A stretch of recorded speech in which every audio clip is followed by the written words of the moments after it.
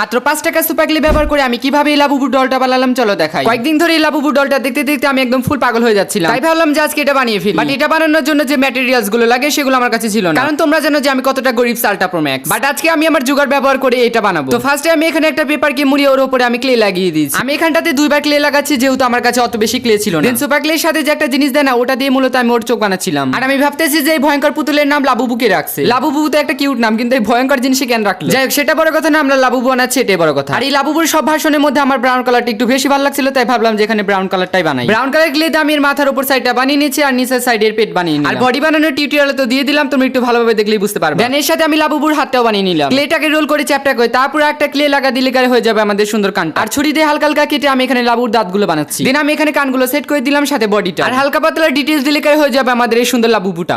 এটা বড় সুন্দর কেমনে হয়। তো যাই হোক, লাস্টে খুশি মেয়ে লাইক দিয়ে যেও।